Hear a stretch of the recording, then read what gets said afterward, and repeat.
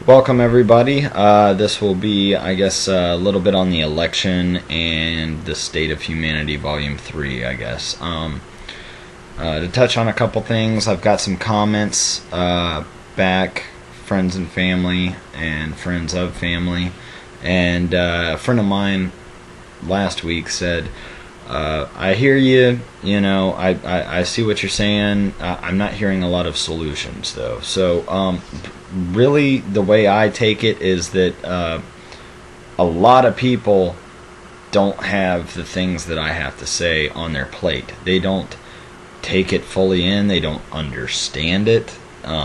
What I do here is is a solution. To me, I believe that this is a solution to try to wake everybody up or to get them to look into things that maybe they wouldn't normally look into.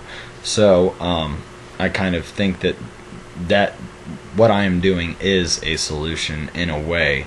If we have more people aware and concerned, if there is actual concern and care for all of these things that I discuss, I think that is probably the biggest solution, is if we can have everybody, if the television can tell us stuff and everybody goes, BS.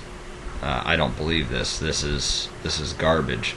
And I think a lot of people do that already, but a lot of people love the garbage. We love garbage in America. We just can't get enough. You watch your favorite reality TV shows to bitch about people you hate and will probably never meet. So, that's... I think that's ironic and funny. But, that's a solution.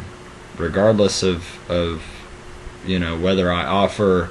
I say we all meet up with our torches at dawn or whatever people are calling for. That's not really a quote-unquote solution to me, but, I'm not having like a call to action right now or anything like that, but I think that everybody should be involved with their neighbors, involved in their communities, involved with their friends and family, and outwardly discussing this stuff. So I think that it took me probably about 2.5 years to really start truly opening up about these things and truly being confident in my discussions with people, to start projecting the ideas and beliefs that I have. So it's not too late. You can still join the fight. And like I said, if it took me 2 years to start to really open up about it, because I didn't want to sound like a jackass when I opened my mouth just regurgitating things that I heard and kind of looked into, then I think that everybody, time is running thin. So join now. Start looking into these things. Start caring. So that, and I also got another comment getting into some election news here in the next couple weeks. I hear a lot of people, like, it's funny because it's very popular to criticize the president. I don't care if you're a Democrat or Republican, or people have been saying junk about presidents for as long as I can remember, and probably decades and centuries before I was ever here. So that's nothing new. However, when I'm critical of Romney, I've heard older folks saying, oh, the socialist and the communist and this whole democratic thing and this welfare nation, and they've really gotten a hold of the young people. I'm sorry that you guys didn't get a chance to enjoy the fruits of your labor early on. I'm sorry that you people don't really have a fighting chance to get out there and enjoy some capitalism, if you will. And that I do understand. However, like it's this total thing where it's like, well, if I'm being critical of Romney, I must be an Obama supporter. If I'm critical of Obama, I must be for Romney. And like, there's so many places and things in this world that are not made of stone. Everything is changing rapidly, especially the past 10 to 20 years, at a rapid pace. Technology and everything in between is changing so rapidly. This country no longer has a history of itself. I know I've said that before, but you know, and that just that paradigm in that parallel universe that just runs saying, if I'm not for Obama, I'm for Romney. If I'm not for Romney, I'm for Obama. I'm like, no, we're trading in one flavor of suck for another. And I don't get it. I don't understand it. I don't think I've ever been like that in my entire life. Everybody can suck at once. It is possible. That, and I don't mean to bash on any friends of mine that are quote-unquote minority, or family that's quote-unquote minority in any way, whether you're talking racial, sexual orientation, religious creed, whatever, that they make mountains out of molehills when it comes to smaller issues.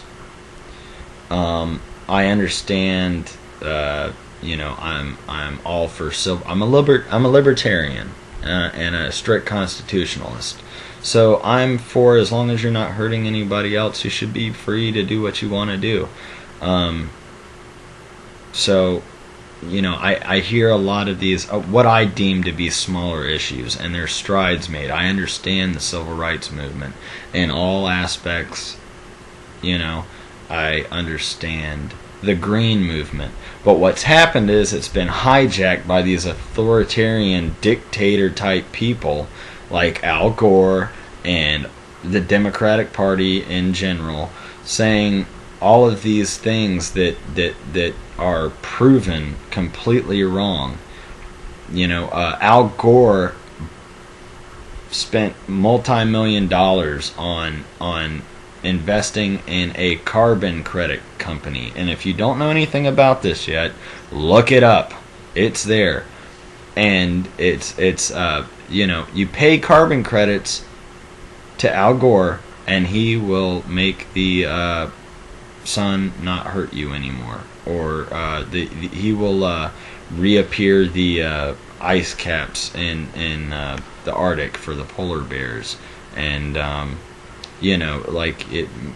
pay your carbon credits, and Al Gore waves his magic wand, and everything is fine again.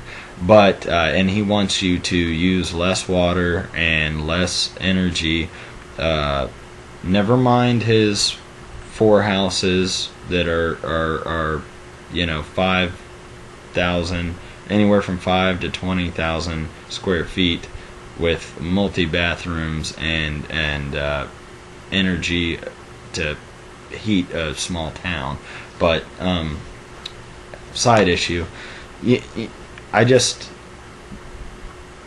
there's so many parallels between Obama and Romney that it's absurd. In my lifetime, I've never seen so many parallels drawn between two candidates. And we pick on the welfare state, or the dying of the middle class state, or the abortion topic, or the whatever it might be, but both argue about how much money they're going to spend. No one's talking about cutting anything except for taxes on small businesses, which is a good thing. Everybody knows that cutting taxes leads to more growth. That's just a fact.